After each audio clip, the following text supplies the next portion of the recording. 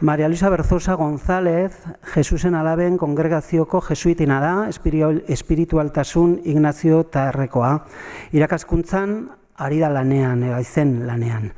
Kojeces de Izkarren jaio zen, Valladolideko probintziako herri txiki batean. Salamankako Unibertsitate Pontifizioan egin zituen teologiako hasierako ikasketak, eta gero Valladoliden filosofia eta letrak.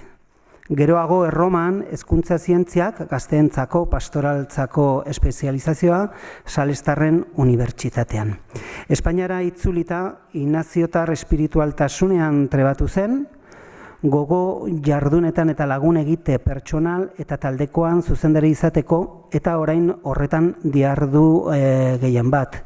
Urte askotan bizi izan da Buenos Airesen, Fe y Alegría, hezkuntza mugimenduan lanean, eta 11 urtez Erroman migratzaileentzako eskola bat koordinatu du, lana eta ikasketak bateratzeko aukera ematen duen programa batean.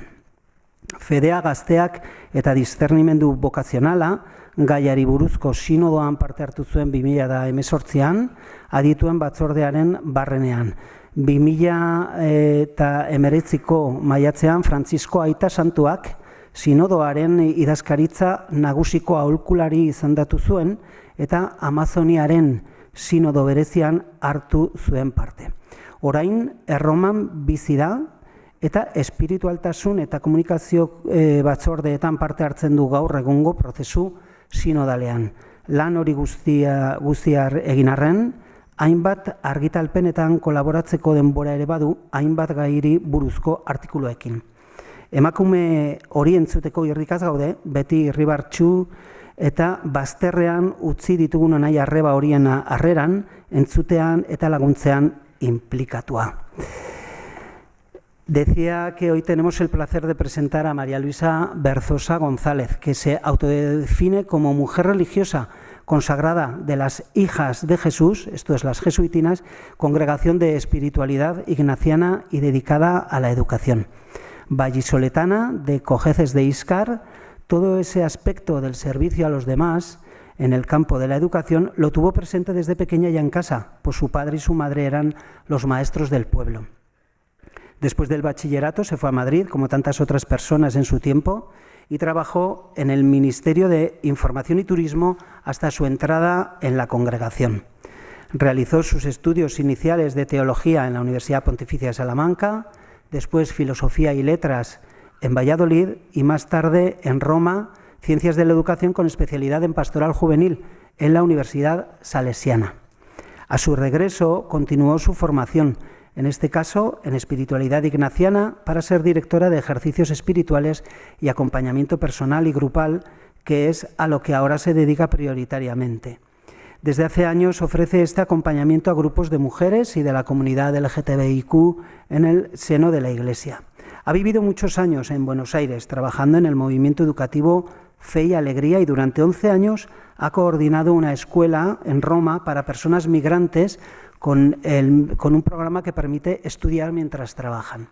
Participó en el Sínodo de 2018 sobre la fe, los jóvenes y el discernimiento vocacional dentro de la Comisión de Expertos y Expertas, y en mayo de 2019 el Papa Francisco la nombró consultora de la Secretaría General del Sínodo y en calidad de tal participó en el Sínodo Especial de la Amazonía del mismo año, de ese año, 2019.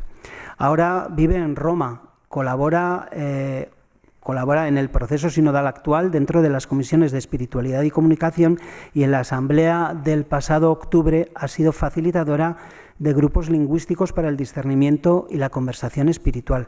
Es, por lo tanto, una persona conocedora desde la práctica de lo que es y significa la sinodalidad, la acogida sinodal y la misión desde los márgenes vitales, sociales y de la propia Iglesia. Aunque esto de los márgenes mucho no nos gusta, ¿verdad? No. Pero bueno.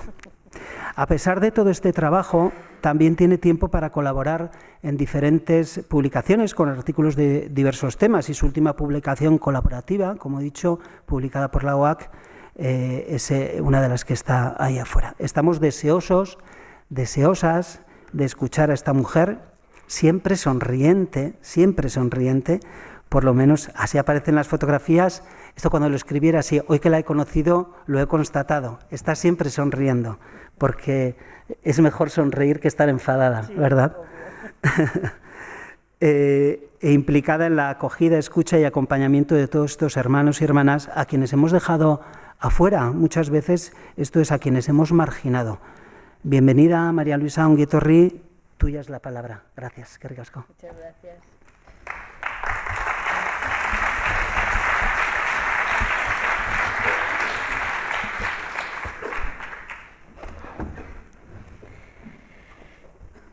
Buenas tardes. Arratsaldeon. Recuerdo mis años de Miraconcha en San Sebastián. Algo me quedó, alguna palabrita. Sobre todo me quedó el recuerdo en el corazón, que es lo más importante, de haber conocido País Vasco, Navarra, provincias, lugares de campamentos. Bueno, tengo un poquito de historia por aquí. Muchas gracias por la invitación. Estamos en tiempo de sinodalidad, no hace falta repetirlo. Yo estoy dedicada con otras compañeras y compañeros pues a hablar del sínodo, a seguir este proceso que hemos empezado, que es tan apasionante. Pero antes de entrar, y en el título que tenéis ahí, que habréis visto en el cartel, yo tengo algunos previos. A mí no me gusta hablar de la Iglesia sin situarnos en tres ejes, por llamarlo de alguna manera. Uno es la persona, cada persona. La meta de esa persona cristiana, estoy hablando, es Jesús y su Evangelio.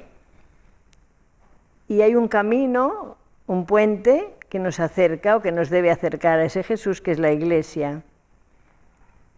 Entonces, lo absoluto, en términos ignacianos, es Jesús y el Evangelio, su programa de vida. Es lo que nos apasiona, lo que nos fascina, lo que decimos merece la pena entregar la vida por esta causa, de esta manera, como aparece en el Evangelio, ¿verdad? Después, cada persona, en su infinito valor como ser humano, con su libertad, con su conciencia, con su capacidad de decidir y asumir consecuencias.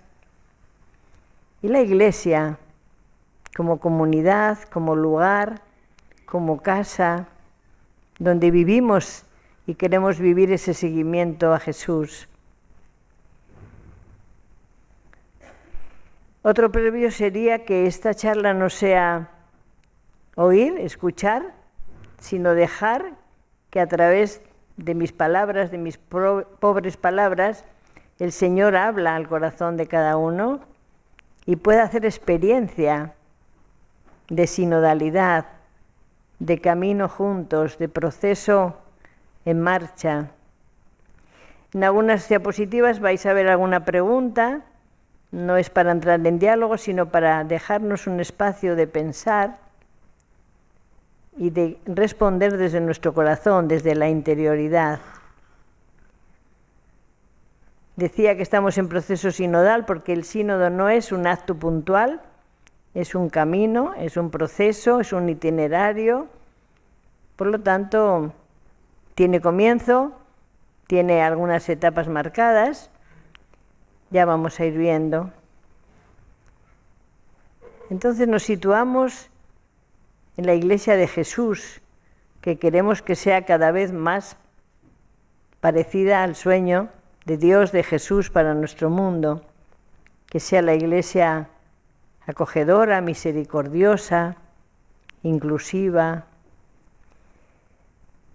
Este título que está puesto en la primera diapositiva responde un poquito a esa diversidad sexual y tantas diversidades en nuestro mundo, para las cuales deseamos una acogida sinodal. ¿Qué quiere decir sinodal? Que todas las personas tenemos lugar en la Iglesia, ya lo dijo Francisco en la JMJ. Todos tenemos un lugar. No se entiende una Iglesia que excluye, una Iglesia que no acoge, no parecería muy del aire y del estilo de Jesús, parecería otra cosa, ¿verdad? Bueno, parte de nuestro pecado también está ahí en la Iglesia.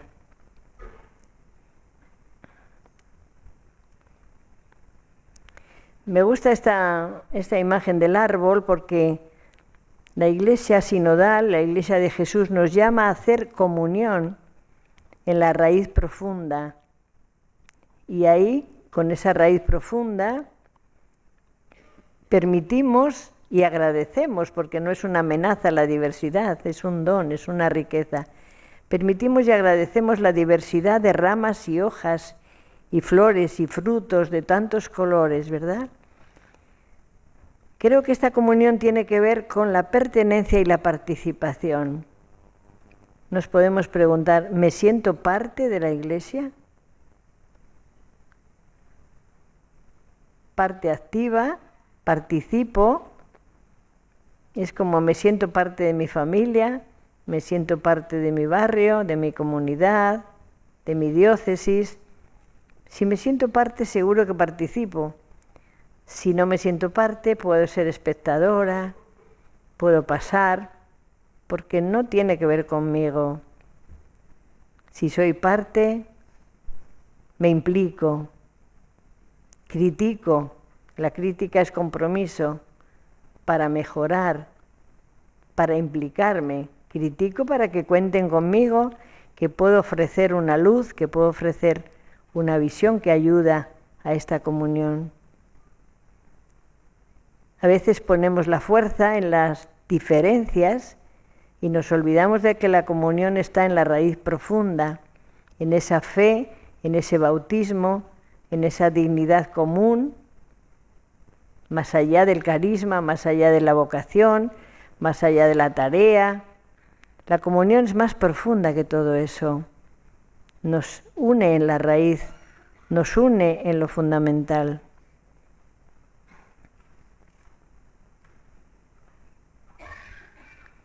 Vamos a ir recordando este proceso. No es un acto puntual, ya sabemos, el sínodo empezó en octubre de 2021, tiene la segunda asamblea en octubre del 24, tuvimos la etapa diocesana, la continental y ahora la universal, que tiene dos etapas, mejor dicho, dos asambleas, la del 23 que acabamos de celebrar y la del 24. Y hay una pregunta y por eso dejo un espacio de silencio.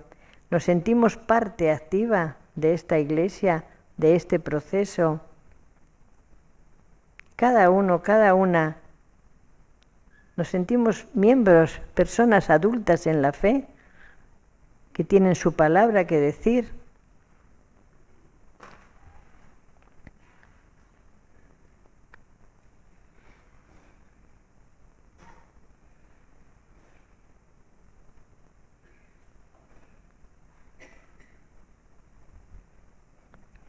El cambio mayor en la concepción de Iglesia se dio en el Vaticano II, en la Lumen Gentium, cuando pasó de hablar de una pirámide que en el vértice está el Papa que manda y los demás obedecemos. Pasó de pirámide a círculo, a comunidad, a pueblo de Dios. La circularidad es una ayuda, sí, porque no hay primera ni segunda, ni presidente, ni... Estamos todos en la misma línea, después lo vamos a ver. Es inclusiva. Nadie queda fuera del círculo, nadie queda fuera de expresar su palabra. También he citado ahí la Gaudium et Spes, que es importante no olvidar ese tratado, donde dice que los dolores y gozos de la Iglesia de la sociedad son los dolores y gozos de la Iglesia. No nos olvidemos. No sea que nuestra fe separe el mundo, separe la misión, separe la proyección social. No es entonces la fe en el Dios de Jesús, porque la fe en el Dios de Jesús nos mete de lleno en el mundo, no nos hace ajenas al mundo, al contrario, nos exige implicación en el mundo. ¿Qué consecuencias tiene ser parte de pueblo de Dios, de una comunidad de iguales?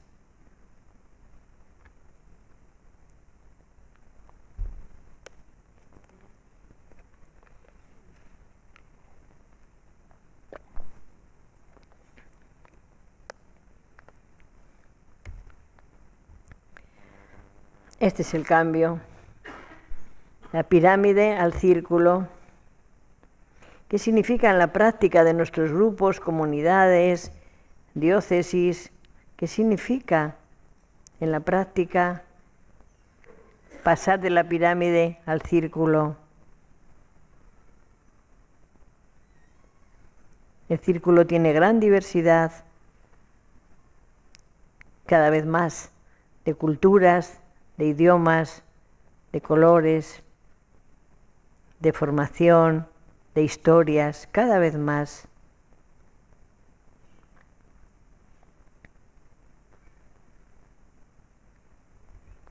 Así quisimos vivirlo en el sínodo, en la última asamblea.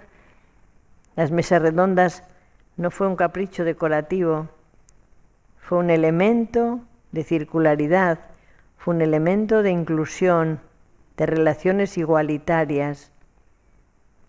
El Papa está siempre con los secretarios, el relator general, el secretario del sínodo, Mario Grech, el relator general, Jean-Paul Hollerich, Nathalie, la religiosa francesa, su secretaria, Luis Marín, el subsecretario. Porque ahí vamos hablando en orden del círculo. En cada mesa hay un grupo de personas, hay un facilitador o facilitadora, hay un secretario o secretaria, y cada mesa vota a su relator o relatora, que después del trabajo y la reflexión y el discernimiento en grupos, el relator va a llevar a la asamblea lo que cada mesa, lo que cada grupo ha discernido. Se habla, como digo, en círculo, se hace silencio después de la escucha, en un segundo momento se hace eco-reacción de lo escuchado, no tanto de ideas cuanto de emociones, sentimientos, resonancia en el corazón. Después de otro silencio se hace el consenso, qué queremos decir, qué vamos a aportar en esta pregunta, en este cambio, en este campo, en este tema. Eso es lo que se revisa una y otra vez hasta que sea representativo del grupo para entregarlo a la asamblea. En la asamblea hay sesión de escucha de los relatores, cada 4 relatores que hablan hay momento de silencio también, y después hay intervenciones libres, siempre hay turno de intervenciones libres. Las facilitadoras no podíamos hablar, no teníamos voz ni voto, estamos moderando el diálogo, pero sí que podíamos hacer aportaciones al correo de la Secretaría del Sínodo. El correo siempre está abierto, sigue abierto, y ahí cualquier persona puede enviar sus aportaciones. Sabemos porque lo habremos hecho en grupos, pero también a nivel individual. En la primera etapa hubo más de 1000 aportaciones individuales que llegan al correo, la Secretaría las recoge. Pues en el sínodo también, quienes no teníamos voz ni voto, podíamos hacer aportaciones de esa manera. Esto es un resumen de lo que ya conocemos. Las fechas fueron del 4 al 29 de octubre. Previamente hubo 3 días de retiro espiritual para prepararnos, y la dinámica fue la conversación espiritual, esta que acabo de explicar, a base de silencio, de escucha, de oración, de discernimiento. Por primera vez hubo padres y madres sinodales, ¿verdad? Si recuerdan, cuando Nathalie fue elegida su secretaria, se dijo que podía votar, que primera vez en la historia de los sínodos iba a votar esta mujer como su secretaria del sínodo. Poco tiempo después, Francisco abrió la puerta del aula sinodal a laicos, a mujeres, a religiosos, religiosas, es decir, se abrió la puerta a personas no obispos y han participado con voz y voto. El documento de síntesis, ya conoceréis, pues guía el camino hasta la próxima asamblea, octubre del 24. He puesto solo algunas cifras: 364 personas que votaban, porque en total éramos más de 400, con los facilitadores, gente de servicios, traductores, etcétera. 85 mujeres, de las cuales votaban 59. 5 religiosos, religiosas enviados por los organismos de la vida consagrada. otro grupo numeroso nominados por el Papa personalmente. Es decir, nadie estaba allí a título particular, obviamente, todo eran envíos de diversos organismos de vida religiosa, de conferencias episcopales, de asociaciones de laicos, es decir, en línea siempre corporativa, vamos a decir. El documento de síntesis tiene 3 partes, que se titulan así: el rostro de la Iglesia sinodal, todos discípulos, todos misioneros, tejer lazos, construir comunidad. Cada capítulo se divide en 3 apartados: los puntos de convergencia que hemos encontrado en sintonía, cuestiones que deben abordarse, o sea, temas pendientes que hay que seguir profundizando, y propuestas. Y lo mismo, ¿qué supone en la práctica esto? Hemos leído los documentos, estamos interesados en seguir el proceso. Es una opción libre, porque la invitación es universal y la respuesta es particular. Cada quien responde si forma parte de un grupo, si no, si pone iniciativa de grupo, aunque no sea puesta en su iglesia, en su parroquia, etcétera. ¿Qué implicaciones tiene esto si nos sentimos, insisto, miembros? Si somos y sentimos miembros de la Iglesia, ¿qué implicaciones tiene? ¿A qué nos invita? ¿Qué desafíos nos ofrece, verdad?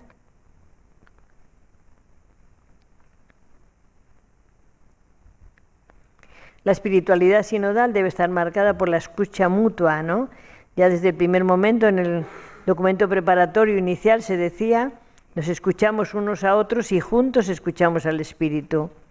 Necesitamos hacernos cargo del mundo y, por tanto, escuchar al mundo, escucharnos, hacernos silencio.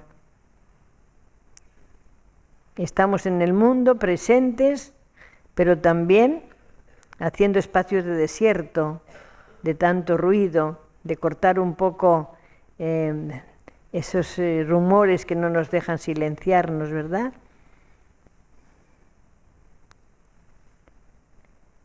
Nos sentimos parte de este mundo concreto, tal y como está, tal y como lo recibimos, lo gozamos y lo sufrimos, porque tiene de todo. ¿Cómo hacemos? La tentación sería huir, separarnos, olvidarnos, que no es posible, ¿verdad? Pero, insisto, no sería una fe cristiana que se proyecta, sino que se aísla en un intimismo que no es misionero, que no sale fuera. He recogido aquí algunas actitudes necesarias para este proceso de este camino juntos, ¿verdad? Silencio, escucha, discernimiento, apertura, acogida, y todo desde y en Jesús. Como decía al principio, no es algo separado, no puede separarse la Iglesia de Jesús. Jesús en el centro, es lo que focaliza la vida, focaliza la atención, focaliza la misión, el sentido de la vida. Y si no tenemos fe cristiana, pienso siempre que el plan del Evangelio es humanizador y humanizante, porque el Evangelio habla de amor, de perdón, de paz, de libertad, de acogida. Esos valores nos humanizan, son los de Jesús en su Evangelio, pero nos humanizan desde nuestro ser. Tengamos la orientación religiosa, psicológica, sexual, sociológica, no importa la orientación, importa que mi persona está focalizada y quiere estar focalizada en Jesús, en sus valores, en su programa. El documento volverá a las iglesias locales, está documento síntesis, ya hay una guía metodológica, pero los puntos de cada capítulo también permiten seguir trabajando, ¿no? Entonces, la síntesis que venga de ahora hasta el de octubre del 24 será el documento de trabajo para esa asamblea, ¿verdad?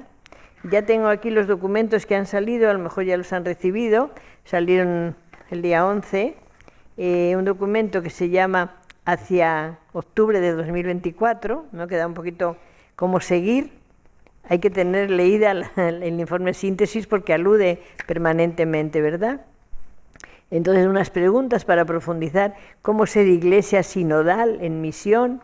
¿Verdad? Daba indicaciones, da sugerencias. Siempre las sugerencias metodológicas son eso, son sugerencias, cada uno las puede aplicar como quiera.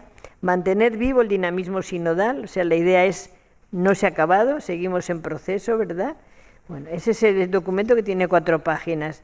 Después hay otros 2, que uno es un comunicado de prensa, donde dice cómo ser una iglesia sinodal en misión, directrices para los trabajos de la Asamblea de 2024, y otro, posible hoja de trabajo, donde hay 10 preguntas, y estilo ficha como las que hemos tenido antes, y cada pregunta está desglosada en otras preguntas.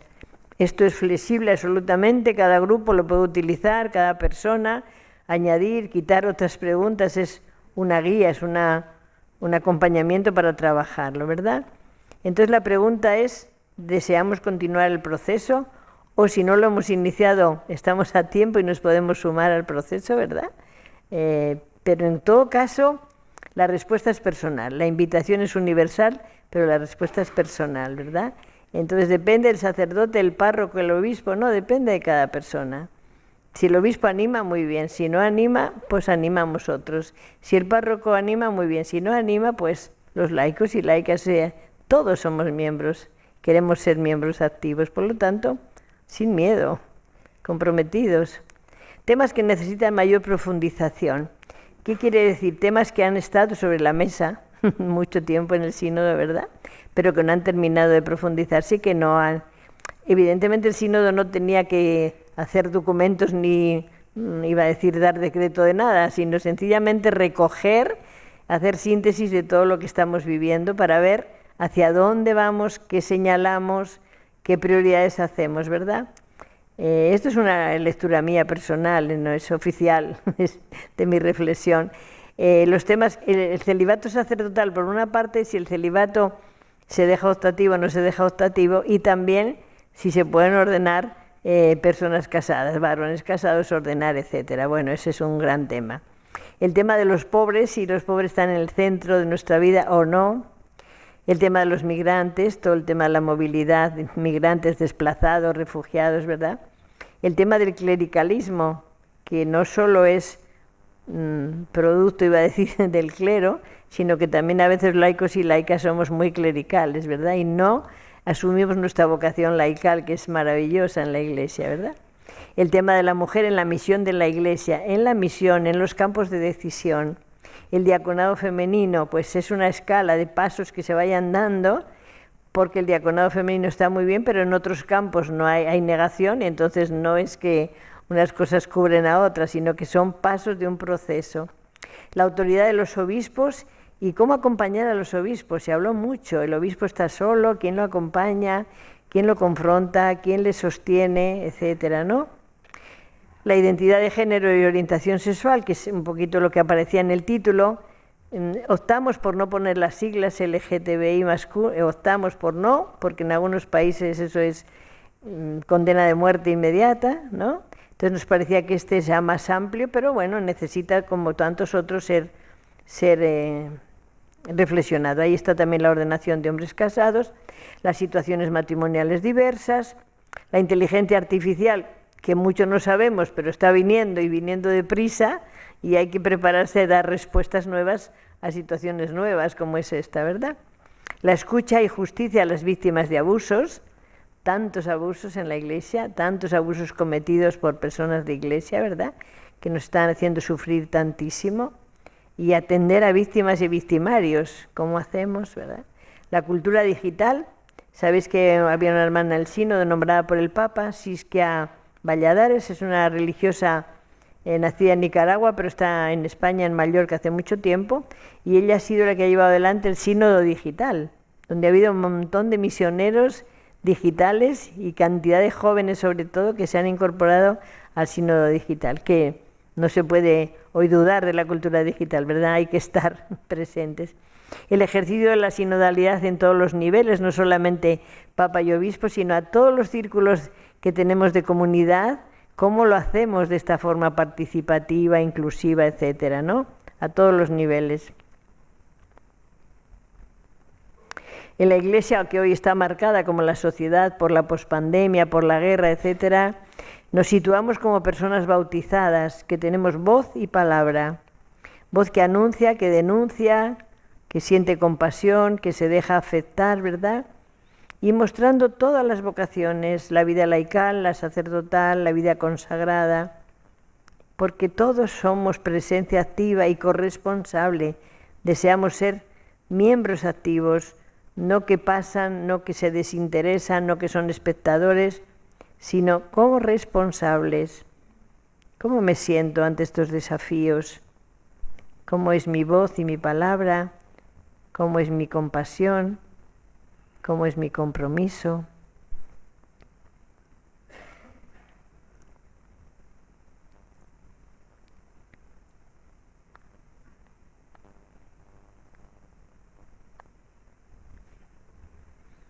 La sinodalidad como modo de proceder y de ser hoy en la Iglesia no es un cambio de Iglesia, como hay quien dice. No, no, no. Es un modo de ser y estar, un modo de actuar. Es urgente. El futuro ya está. Hoy es la oportunidad. Me he permitido traer esos versos de Machado, como si fueran el kairos bíblico, ¿no? El ahora, la oportunidad, el momento.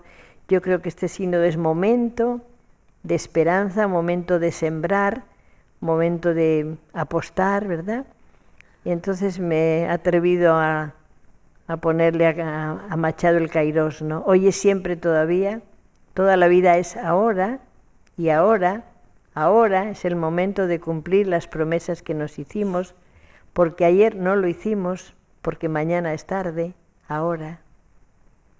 La fidelidad como personas bautizadas nos exige presencia activa y dinámica en la Iglesia. La fidelidad no es estática, ¿eh? Es que como hizo la fundadora, como hizo el fundador, ya, pero hoy ¿qué hace?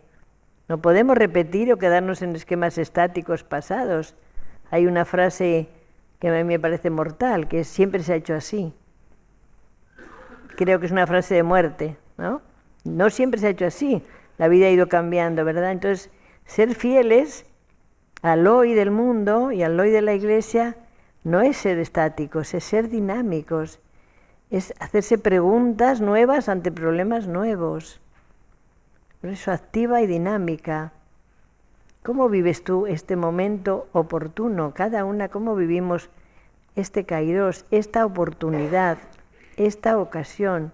Dice la Biblia, es el día de la salvación. Hoy es la oportunidad, es el momento, el aquí y ahora, que decimos en Mindfulness, la conciencia plena del aquí y ahora. Bueno, sería la conciencia plena del aquí y ahora del Espíritu, ¿verdad?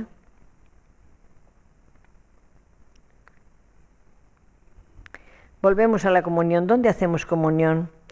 Reconocemos los grupos que están en los márgenes, ¿sí? Divorciados, diversidad sexual, sacerdotes secularizados, diversos núcleos de familias, teólogos, científicos, pensadores, mujeres, jóvenes. ¿Por qué decimos que están en los márgenes? Porque los hemos echado de la Iglesia, hemos cerrado la puerta y no han podido entrar, o una vez que entraron no podían estar, porque esta persona siempre estuvo y ahora se divorció y no puede estar, no puede comulgar. ¿Cómo? Con un problema, que es el divorcio. Segundo problema, no puede estar en la mesa eucarística. Algo estamos haciendo mal, algo estamos leyendo mal desde el Evangelio, ¿verdad? Todas esas personas, los científicos, los pensadores, los teólogos, que no los hemos sabido acompañar desde la fe y después, a los siglos, pedimos perdón, ¿no? Como con Galileo Galilei, porque no acompasamos la ciencia, el devenir de la historia, etcétera, desde la fe, y condenamos, marginamos. Todo eso no es Iglesia, no es comunión, ¿no? Pero la marginación empieza en nuestro corazón a veces, ¿no?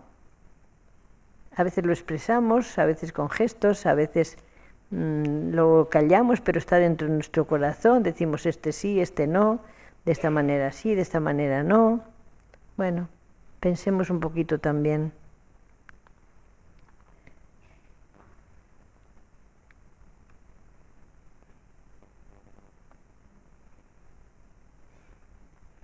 La Iglesia o es sinodal o no es Iglesia, si no es encuentro, escucha, discernimiento, invitación universal. ¿Qué es? ¿La sinodalidad es reconciliadora o no es? Ya he dicho antes, nos hacemos cargo de los abusos, pedimos perdón, procuramos reparar en justicia, procuramos atender a víctimas y victimarios, reconocer que lo hacemos mal, pedir perdón, no mirar para otro lado, no disimular, no encubrir, porque ¿a qué conduce eso? Muchísimo peor. Vale más afrontar humildemente, hemos cometido estos pecados, queremos reparar, ¿verdad? ¿Qué iglesia necesitamos? ¿Qué sinodalidad? ¿Qué petición de perdón necesitamos?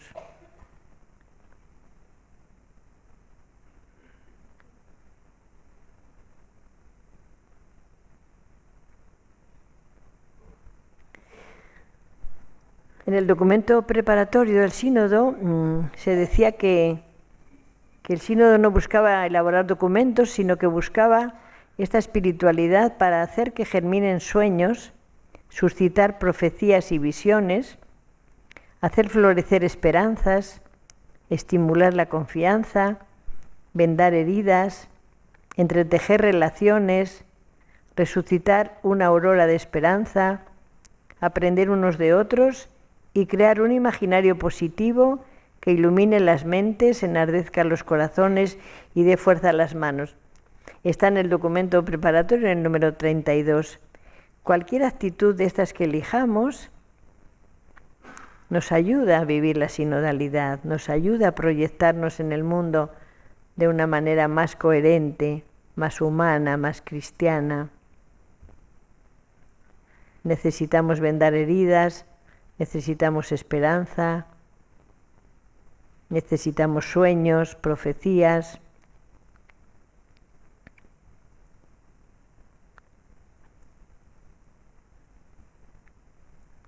Actitudes a las que somos invitados desde este momento eclesial, desde este mundo, desde este Jesús que nos llama, que nos invita a dar y recibir, a no tener la mano cerrada, el puño cerrado, sino abiertas en dos direcciones, doy y recibo.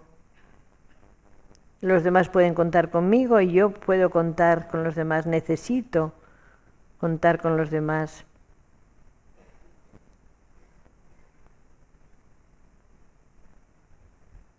Contagiar esperanza, no solo porque estamos viviendo el Adviento, sino porque en un mundo de guerra, de violencia, de crispación, de radicalizaciones, necesitamos creer y esperar contra toda esperanza, que es posible otro modo, otra manera de entendernos, no con las bombas, no con la guerra, no con la descalificación y el insulto.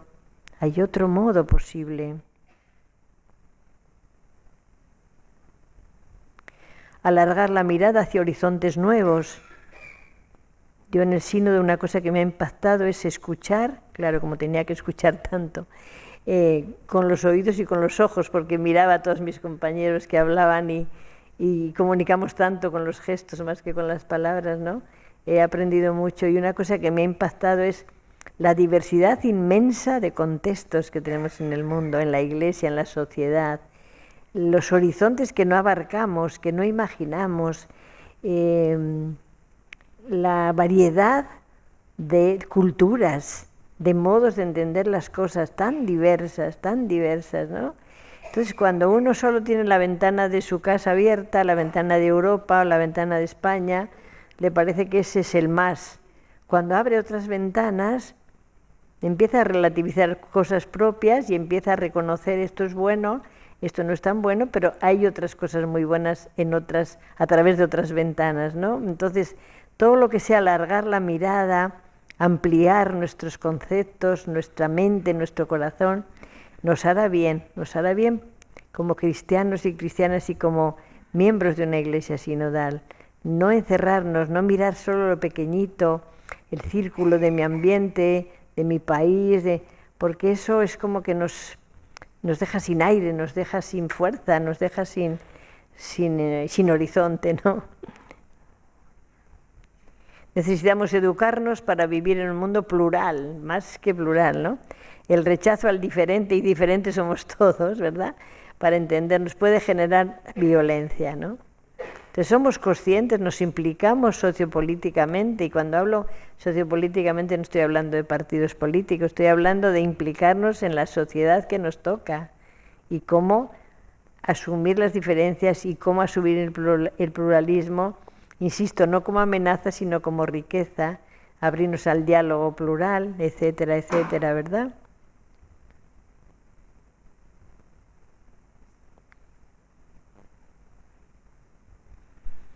En la síntesis, en el informe de síntesis al final, hay un epígrafe que dice para continuar el viaje, ¿no? No se trata de dispersarnos en muchos frentes, siguiendo una lógica eficiente y procedimental. Se trata más bien de captar entre las muchas palabras y propuestas de este informe lo que aparece como una pequeña semilla, pero llena de futuro, e imaginar cómo entregarla a la tierra que la hará madurar para la vida de muchos, ¿no? Mucha resonancia sobre la semilla tuvo Timothy Ratcliffe, el teólogo irlandés que dirigió el retiro los 3 primeros días, ¿no? Y habló mucho de esto, ¿no? De se siembra, se espera el proceso de la gestación como la criatura, ¿no? Con paciencia, pero tiene un futuro, está, digamos, preñada de futuro y va a desarrollarse y va a crecer y va a dar vida para muchos. Bueno, ojalá este sea el signo de la sinodalidad, ¿no? Que multiplique la vida y la acogida incondicional para todas las personas. Estamos llenos de desafíos, otro mundo es posible. Los desafíos a veces decimos son dificultades, no podemos, esto es demasiado, la gente no se mueve. Bueno, condenamos o miramos el mundo con gafas oscuras, con gafas negras, ¿verdad? Pero si lo vivimos como desafío, como oportunidad, como decía antes, pues sentimos el empuje, el estímulo, el ensanchar el corazón, el abrirnos a la esperanza, ¿no? Porque si no, nos encerramos en las noticias negativas, que las noticias, no, lo positivo no es noticia, y nos quedamos ahí como sin horizonte, ¿verdad? Vamos a poner un poco de poesía también. Hay una poesía muy larga de Kipling que dice, elegí la vida, ¿no? Y en las últimas estrofas dice esto, me llegó una vida que no esperaba y elegí cómo vivirla. Elegí los sueños para decorarla, la esperanza para sostenerla, la valentía para afrontarla. Pues hay otro poeta español, Bernárdez, que dice, porque después de todo he comprendido que lo que el árbol tiene de florido vive de lo que tiene sepultado. Esto es lo de la semilla, dicho de otra manera, ¿verdad? Si no hay invierno, no surge la primavera, si no hay gestación, no surge la semilla que brota la criatura, ¿verdad? Pues así pasa también en la Iglesia, estamos sembrando otro modo de ser Iglesia, que deseamos como lo desea Jesús en su Evangelio, como Él hace con todas las personas, acoger, no discriminar, aceptar, perdonar, ¿verdad? León Felipe dice, voy con las riendas tensas y refrenando el vuelo, porque no es lo que importa llegar solo ni pronto, sino llegar con todos y a tiempo. Qué ejercicio de acompasar ritmos, ¿eh? Porque no se puede ir al ritmo del que más corre, ni al ritmo del más lento, ni dejar a nadie colgado en la fila. ¿Cómo acompasamos ritmos, movimientos, escuchas, acogidas, para que todos seamos incluidos? Y la de Mario Benedetti, No te rindas, se titula así la poesía, no te rindas, aún hay fuego en tu alma, aún hay vida en tus sueños, porque cada día es un comienzo nuevo, porque esta es la hora y el mejor momento. Otra vez el Kairos, ¿no? Esta es la hora, este es el mejor momento. Es un nuevo día, es un nuevo panorama, es una nueva etapa. La vamos a aprovechar, la vamos a querer asumir, asimilar y hacernos conscientes y corresponsables. Vamos a dejar un momento de silencio para que reposemos lo escuchado, lo sentido, sobre todo lo que va quedando en mi corazón, como mensaje, como desafío, como estímulo.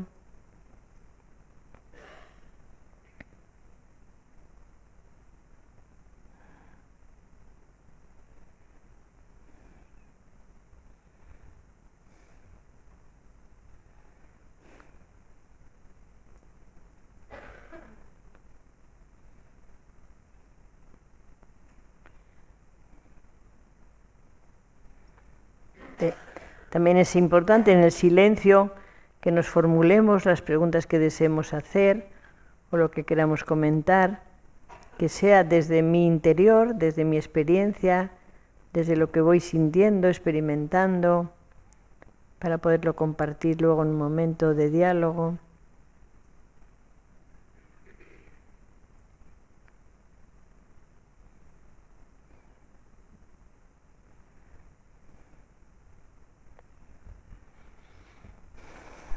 Ojalá seamos mujeres y varones con pasión por la humanidad, haciendo reino.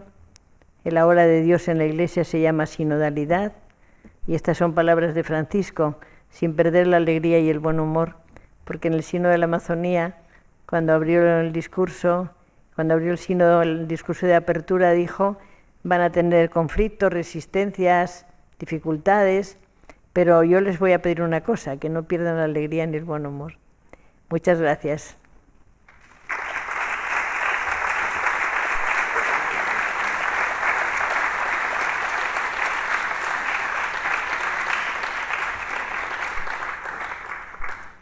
Bueno, como estoy en el sínodo me permito dar publicidad. Ahí está el correo del sínodo y la página web donde están todos los documentos. Supongo que van a colgar estos que acaban de salir también, pues ahí lo tienen. Para que no tengan vergüenza ni timidez. Ay, ¿a quién llegará esto? Pues llega al correo de la Secretaría y se recibe todo. Bueno, pues agradecer las palabras de María Luisa. Somos muchas las personas que seguramente hemos participado en el proceso sinodal, también aquí en Pamplona, en Iruña. Igual ahora querríamos aprovechar el coloquio, este momento de las preguntas, bueno, pues teniendo la oportunidad, como tenemos, de estar con una persona versada y con experiencia en lo que es el acompañamiento a personas de diferentes diversidades, de la diversidad sexual, etcétera, etcétera, pues poder hacer también preguntas en ese sentido, ¿no? Y yo me voy a lanzar con la primera, porque se me iban ocurriendo algunas, ¿no? María Luisa, en esta acogida sinodal, en la que, bueno, pues seguramente buena parte de la Iglesia estamos o queremos estar en ella, pero hay otra buena parte que no lo está, ni quiere estar. Somos conscientes del sufrimiento de tantas y tantas personas que han querido ser ellas y además ser Iglesia, y no se les ha dejado ni ser ellas ni ser Iglesia.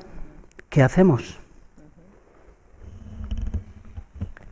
Yo creo que porque nos hemos hecho conscientes del sufrimiento y de la realidad de los márgenes, queremos cambiarlo, eso está claro. Si todos estos temas que se han puesto sobre la mesa no es por capricho, sino es por necesidad de que la sociedad está clamando por una acogida que no hemos hecho, que hemos eliminado, que hemos separado. Yo he dicho antes, diversidad sexual, divorciados, situaciones de familia tan diversas, es decir, la multiplicidad de formas que tenemos hoy en la sociedad. Entonces hemos sido muy drásticos, hemos dicho esto sí, esto no, aquí sí, aquí no. Bueno, hay una comisión que está tratando el tema de los divorciados, hay una comisión que está tratando el diaconado femenino. Es decir, yo creo que estamos siendo coherentes con ver las cosas, intentar poner solución, porque claro, si no, ver y hablar, no, o sea, hay que dar pasos concretos. Sí, eso por una parte, pero por otra parte yo siempre digo, y lo digo aquí también, que el Papa y los obispos tienen mucho que hacer en estos campos, pero cada uno de nosotros también, que en nuestros círculos de familia, en nuestros círculos de comunidades, de parroquia, a veces somos muy excluyentes, no aceptamos esta persona que es de esta manera, la otra que viene de no sé dónde, el otro que habla no sé qué.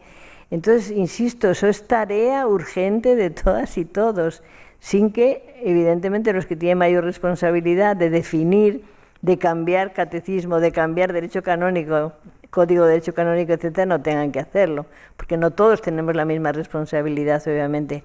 Pero en nuestro círculo, vayamos pensando en el micromundo donde yo estoy, ¿cómo se vive la exclusión? ¿Cómo se vive la acogida? ¿Cómo se vive la diversidad en mi micromundo de familia, de trabajo, de parroquia, que es ahí donde nos jugamos la vida, ¿no? En lo cotidiano. Pues cómo está nuestro corazón y por qué discriminamos. Y discriminamos en genérico. Decimos los jóvenes, los curas, los obispos, los homosexuales. Ya, pero ponte en primera persona. Si tienes que hablar de ti, de tu hijo, de tu hermano, ¿cómo es? ¿No se cambia un poquito? Entonces, ese modo genérico de tratar las cosas creo que no nos ayuda, ¿no? Es decir, es persona. ¿Estamos hablando de personas o no? Si hablamos de personas, algo sagrado, ¿no? Entonces, ¿esa persona tiene circunstancias? Sí. Pero ¿es persona o la persona son las circunstancias? La persona es el centro. Bueno, y me salía una digresión gramatical por culpa de mis padres. La persona es el centro, es el sustantivo y lo demás son adjetivos, ¿no? Entonces, ¿dónde nos jugamos? En favor de la persona. ¿Qué hacía Jesús? Si es que no inventamos nada. ¿Qué hacía Jesús? Era un transgresor. ¿Por qué? Porque defendía a la persona más allá de la ley. ¿Por qué le critican? Porque por encima de la ley está la persona, ¿no? La persona, además él lo dice el Evangelio, es para el sábado, no, el sábado es para la persona, no la persona para el sábado, es decir, está ahí, ¿no? Entonces está bien que lo suframos y que nos dolamos para remediar, evidentemente. Si nos llega el dolor, si nos afectamos, actuamos, creo yo, ¿no? Sí, Roberto tiene el micrófono inalámbrico para las preguntas que tengamos. Sí, a ver por allí.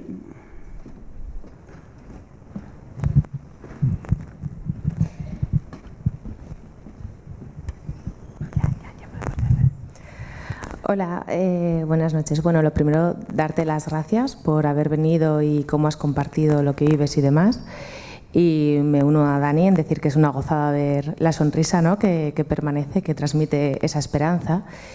Y yendo a esa esperanza, pues quería preguntar, yo pertenezco a un grupo que es de pastoral de diversidad sexual y de género, que nos juntamos aquí en el Centro Loyola, aquí al lado, y empezamos a andar hace 3 años, poco antes del sínodo, ¿no? Y nos conformamos como grupo sinodal.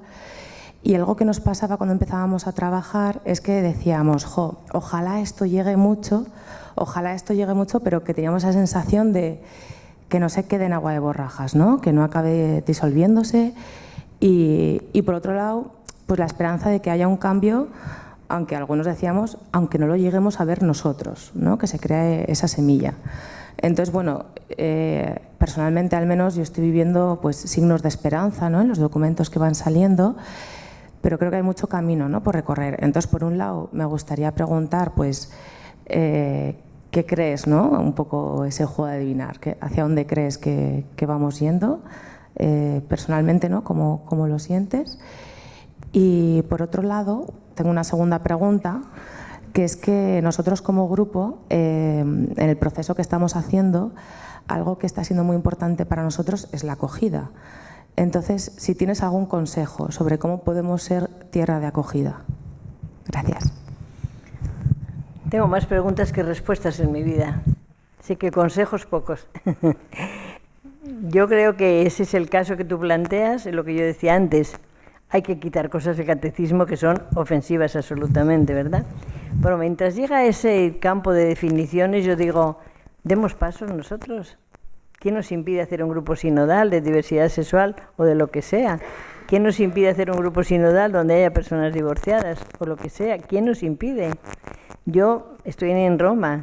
En Italia hay una pastoral de la diversidad sexual como no se puede imaginar.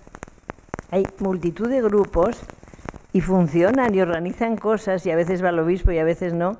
Es todo transparente, todo abierto, todo se sabe porque somos parte de la Iglesia. Entonces, yo creo mucho en lo que podemos hacer la gente de a pie. No sé cómo decir, no es que desprecie la jerarquía, insisto en lo que tenga que hacer su parte la jerarquía y los cambios que haya que hacer. Pero muchas veces, o casi siempre en las instituciones, los cambios vienen de abajo, no de arriba. Entonces caminemos, tenemos muchas posibilidades. Pastoralmente, hoy la Iglesia no es dogmática, es más pastoral. Hay cantidad de puertas abiertas en la Amoris Laetitia para el tema de divorciados, etcétera. O sea, tenemos herramientas, tenemos posibilidades, demos pasos y acojamos, porque evidentemente si algo nos duele es que yo por tener la nariz que no sé de qué manera soy rechazada. ¿No? Entonces alguien tiene que ser referentes de acogida. ¿Hay grupos de acogida? Pues ya está, hay grupos de acogida, pues enhorabuena y ojalá, ¿no? Insisto, los grupos que voy conociendo en Italia son de una autonomía impresionante, como otros grupos, es decir, como tantos, no son los únicos, ni van a estar escondidos, ni van a estar levantando la bandera, van a ser grupos sinodales, van a ser grupos de iglesia, van a ser grupos que dicen, si tú tienes dificultad, vente a nuestro grupo que puedes contar con nosotros. Yo no sé, no tengo otro consejo, Miriam, y no tengo otro lenguaje que no sea este de la praxis cotidiana. Sí, para allá.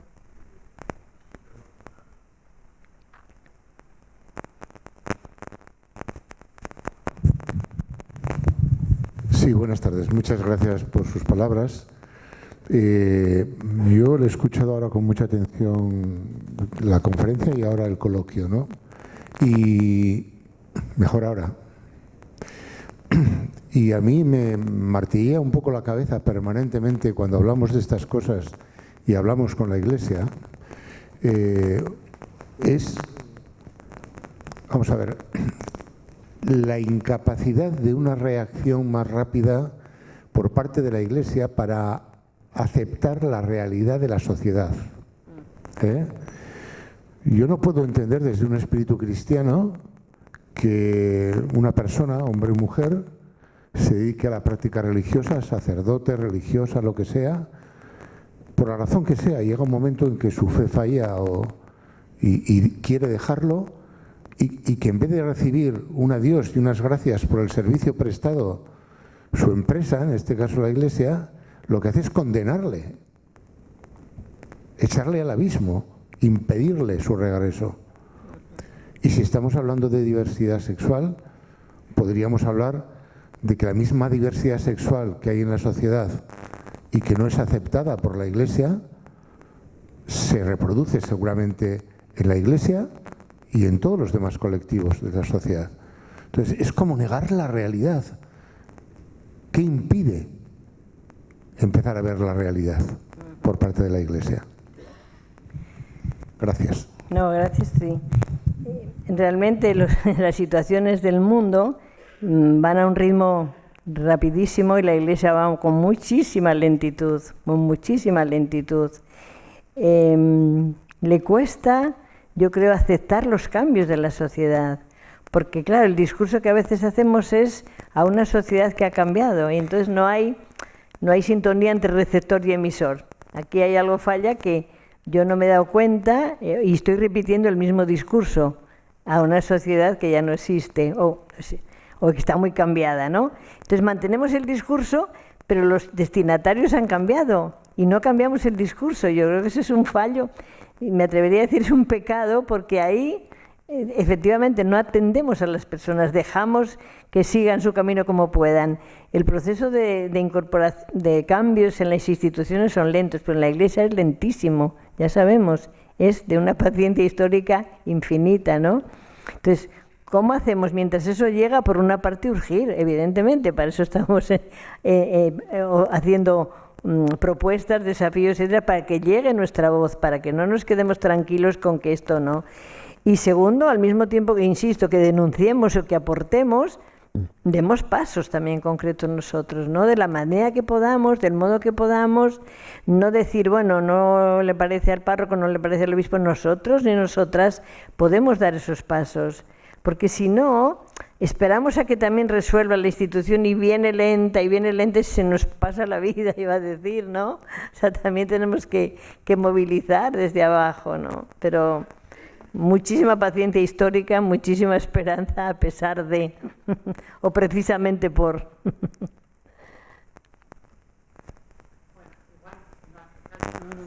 Sí, porque detrás no te oyen. Aquí.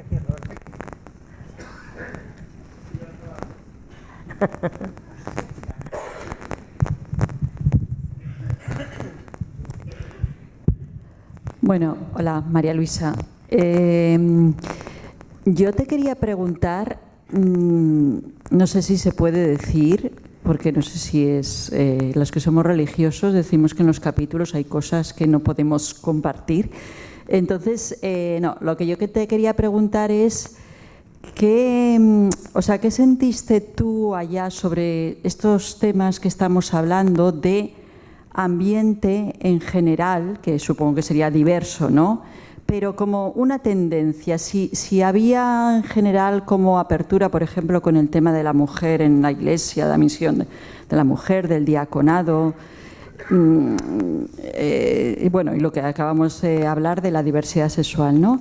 Pero sobre todo con el tema de la mujer. O sea, ¿tú qué ambiente, qué sentías en eso que se daba allá, en el aula sinodal? Porque claro, yo veo que aquí, por ejemplo, pues somos un público que podemos estar más o menos de acuerdo en la mayoría de estos temas, pero lo que se estaba cociendo ahí, ¿nos puedes explicar un poquito? Mira, primero aclarar que no hay ningún secreto, ¿eh? Que Francisco nos dijo cuando empezó la asamblea, hay reserva de los medios para que no desvirtúen el proceso de discernimiento y de oración y tal, para que no saquen el tema de su lugar. Pero no hay nada censurable. Por favor, se habla de todo, se acepta todo, se propone todo, o sea que no hay ningún secreto. Segundo, como me preguntas mi experiencia, este es el tercer sínodo, y estos temas vienen desde algunos, muy poquito, desde los jóvenes, pero en la Amazonía muchísimo, el tema de la mujer muchísimo, porque en los países de la Amazonía y en otros, la mujer hace todo, ¿no?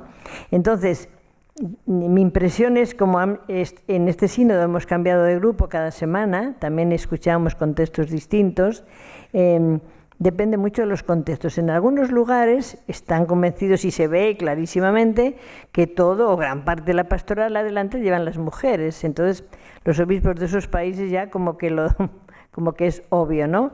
En otros ha habido resistencia a que las mujeres entráramos en el aula sinodal, porque era algo novedoso, ¿no? Yo creo que esas resistencias de modos y formas no son mayoritarias, van siendo muy minoritarias, pero también aprendí que cuando escucho contextos determinados, digo, claro, en este contexto esto se explica así, así, así, ¿no? O sea que me sirvieron las dos cosas. Cuando yo escucho ciertas cosas y las localizo en ese contexto, me lo explico. Sí, puedo estar de acuerdo o no, pero lo entiendo, porque viene de una cultura, porque viene de un país, porque viene, ¿no? Entonces yo creo que a nivel general, así, general, el tema de la mujer ya viene siendo fuerte, ¿no? Si leéis, está todo publicado, la intervención que tuvo en Intervenciones Libres Liliana Franco, que es la presidenta de la CLAR, el organismo que aglutina la vida religiosa en América Latina, algunos obispos dijeron, ha sido muy reivindicativa, y yo dije, ¿y no tiene razón de reivindicar? Ya está bien, ¿hasta cuándo no vamos a poder reivindicar? Pues leeros ese documento, que es una voz autorizada de mujer y que fue acogida y que luego el Papa la citó en otro documento, ¿no? Entonces digo, yo creo que en general, yo es que soy muy optimista y muy esperanzada, a lo mejor exagero, en general se va avanzando, pero lentamente, eso sí, yo subrayo lo de lentamente, ¿eh? Pero vamos caminando. En 2021 teníamos una mujer que podía votar, en 2023 hemos tenido 59 mujeres votando. Bueno, es un pasito, ¿no? Que no soñábamos tampoco, que no soñábamos. Y esperemos que eso se mantenga. Esperemos que no se cierre la puerta ya que se abrió. Gracias. Hola, buenas. Muchas gracias. Sí, es verdad que cada uno de nosotros podemos hacer mucho en la Iglesia, ¿no? Con la necesidad de cambios y demás. Pero es que a veces te das contra un muro, ¿no? Sí. Hay cosas tan concretas. Y yo vengo con un caso concreto que conozco, ¿no? De un chaval que se estaba preparando para la confirmación. Había sido bautizado como niña y había sido siempre una niña muy chicote, y entonces en mitad de la catequesis pues confesó que era un chico y se ha hecho un chico y es un chico trans. Y entonces el cura ha dicho que no se puede confirmar, pues la doctrina de la Iglesia, el no sé qué, demás.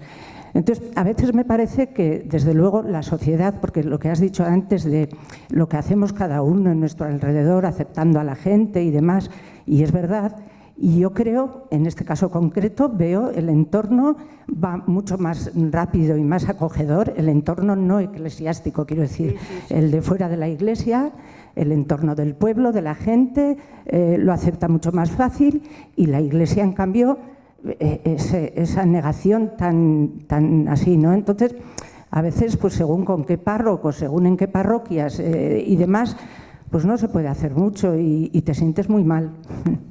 Absolutamente de acuerdo, te sientes completamente sin armas para seguir, ¿verdad? Yo creo que también en el dicasterio de doctrina de la fe, que sabéis que ha cambiado el precepto, se está cayendo en la cuenta de que muchas cosas que se hacían en la doctrina de la fe tenían que ver, como decía antes, con una sociedad que era, ahora es otra. Y todos estos temas son de hoy, son de una urgencia que viene rapidísima, pero que la Iglesia, como digo, va lenta, ¿no? Entonces, claro, dices, depende el párroco, depende, claro, te tocas con una persona y al fin y al cabo las instituciones las hacemos las personas y las estructuras las hacemos las personas, ¿verdad? Pero yo confío mucho en los pasos que se están dando en la doctrina de la fe, en todos estos temas que algunos ya se han hecho públicos, ¿no? De bautismos y de padrinamientos, etcétera, etcétera, ¿no? Por esto mismo, porque estamos cayendo en la cuenta de que vamos muy tarde, que vamos muy lejos de lo que va sucediendo en la vida, ¿no? Entonces también ha salido muy fuerte, que creo que lo he dicho ahí, la formación de los sacerdotes, la formación en los seminarios, sacerdotes, obispos, etcétera, ¿no? Hay que renovar toda esa formación, más de acuerdo con las ciencias humanas, que a lo mejor han estudiado teología, pero no han estudiado inteligencia emocional. Entonces, ¿no?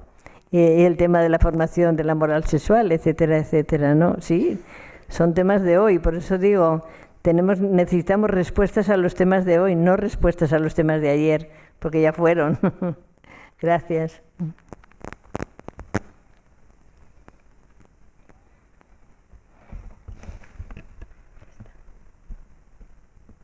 Una última pregunta. ¿Sí? Vamos a ver. Sí, antes de que sea la última, hablabas de que hay que ir avanzando desde abajo, las asambleas sinodales. Me gustaría que me dieras tu versión de cómo ves el futuro del proceso sinodal alemán, si vamos a un choque, si no vamos a un choque, porque parece que desde, bueno, lo que yo percibo, por eso te lo pregunto, parece que se le está diciendo al pueblo alemán, a todos los grupos que vayan despacito, tranquilitos, pero parece que dicen que, bueno, que tienen derecho a seguir reivindicando, como tú decías, reivindicando. ¿Vamos a un conflicto? ¿Qué percepción tienes? Gracias. Pues mira, en el sínodo no había grupos de alemán, había 15 grupos de inglés, 7 de español, 7 de italiano, 8 de francés y 4 de portugués. Entonces, yo tengo poca noticia del sínodo alemán, sinceramente, porque no ha sido tema. Es decir, todos tenemos las noticias que han ido saliendo, que van saliendo en la prensa. Yo creo que el temor es que se haga una iglesia, vamos a decir, al interno, Alemania como en su iglesia, por hablar de alguna manera, fuera de la Iglesia Universal, ¿no? Creo que ese es el temor que está latente. Yo no te puedo decir con cuántos datos hay a favor de una cosa u otra, desconozco, no voy a hablar de lo que no sé, ¿no? Pero creo que es un poco lo que está como la espada de Damocles dando vueltas, a decir, bueno, ¿toda la Iglesia tendría que entrar en ese ritmo? Pues a lo mejor sí. ¿Nos da mucho miedo porque son saltos fuertes? Pues puede ser que sí.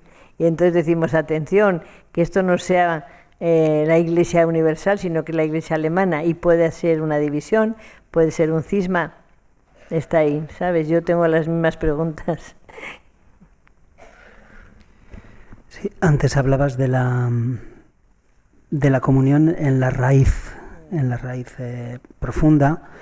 Yo cuando te escuchaba, me surgía la pregunta de si las personas que tienen ese rechazo a las personas diferentes, sean cual sea la diferencia que les caracteriza,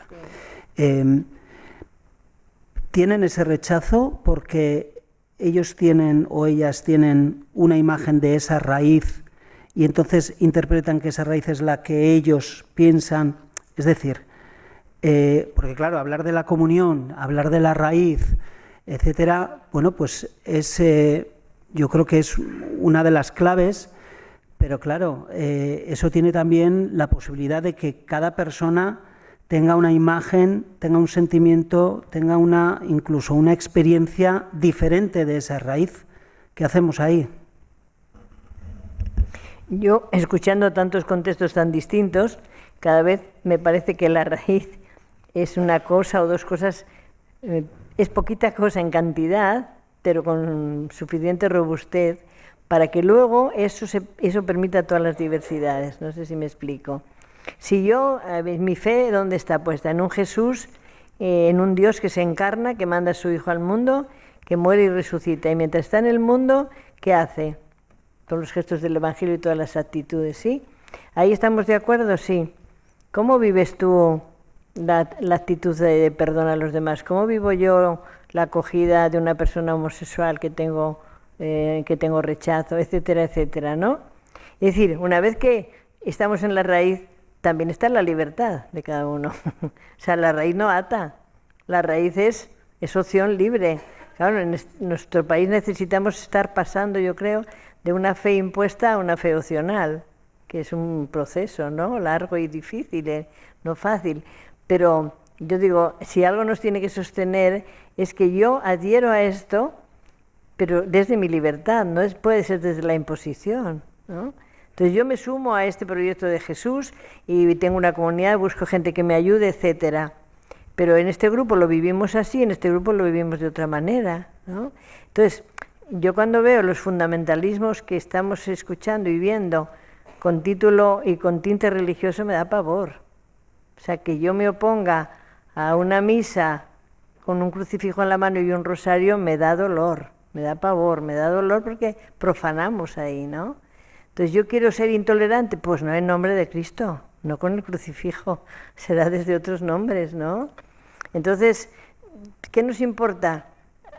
Unirnos a Jesús. Ya decía Santa Teresa una frase que me gusta mucho, ¿no? En tiempos recios necesitamos amigos fuertes de Dios. Entonces, los tiempos que vivimos son recios. Entonces, ¿dónde ponemos nuestra raíz? ¿Qué nos sostiene?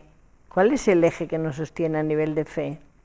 Las peregrinaciones, los rosarios, las novenas, que son devociones, no tengo nada en contra, pero eso no es lo esencial, eso son ayudas, ¿no? Entonces, claro que tenemos que discernir dónde pongo yo los valores del Evangelio en mi vida. Y ahí me uno contigo, que puedes pensar de una manera, políticamente, filosóficamente, religiosamente, o sea, me puedo unir con otras personas y podemos dialogar. ¿Por qué se nos hace tan imposible el diálogo con diferentes? ¿Por qué acudimos, aun en los espectros y escenarios políticos, al insulto, a la descalificación? ¿Por qué? ¿Qué nos pasa, no? Entonces es una búsqueda continua. ¿Dónde pongo lo esencial? ¿Dónde pongo lo relativo? Claro, no es una receta de farmacia, ¿eh? Es un proceso de discernimiento permanente. Pero no hagas preguntas tan difíciles, Daniel, ¿eh? Bueno, no sé si hay más preguntas. Sí, allí.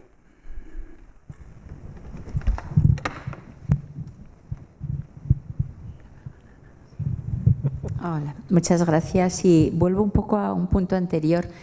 No sé si estoy en lo cierto, pero en un momento escuché que de los seminarios o seminaristas de España no habían participado en todo el movimiento del sínodo. Y a mí eso, la verdad, me dejó muy impresionada. Digo, madre mía, si Francisco marca un camino y los que van a ser futuros seguidores de esta, ¿qué pasa? ¿Qué nos puedes decir de esto? Pues es así, tristemente. La dificultad grande en el proceso sinodal han sido sacerdotes. No digo los sacerdotes, no son todos, pero han sido sacerdotes. De hecho, Mario Grech, el secretario general, al poco tiempo de empezar el sínodo, escribió una carta a todos los sacerdotes del mundo. ¿Sí? Y algunos no la recibieron, no sabemos dónde estuvo el filtro, ¿no? Entonces, hay gente, claro, es una invitación, ¿eh? Lo de entrar al sínodo es una invitación universal. Esta vez fue distinto el proceso, porque nunca se había hecho desde la invitación universal. Bueno, pues esa invitación universal hay gente que dice que sí, hay gente que no. Claro, uno piensa que los sacerdotes deberían estar por el sí, pero no es así, no es así. Hay que preguntarse las causas, evidentemente, eso no es un capricho, creo yo. Algo hay ahí, ¿verdad? Que está diciendo qué pasa con la formación, qué pasa con las actuaciones, qué pasa cuando yo salgo del seminario y voy a una parroquia, que también estoy solo. Bastantes cosas, sí. Es triste realidad, pero es realidad, es así. Y aún y todo no recibieron tirón de orejas. Ya, ¿no? pero el informe está escrito. Ya. Bueno, pues si no hay más preguntas, pues agradecerte de nuevo, María Luisa, tus palabras, tu participación aquí en el Foro Gogoa, a vosotras y vosotros también, y recordaros que el próximo mes, en enero, el día 24, tendremos la siguiente conferencia. Muchas gracias, eskerrik asko. Gracias a vosotros, gracias a vosotros.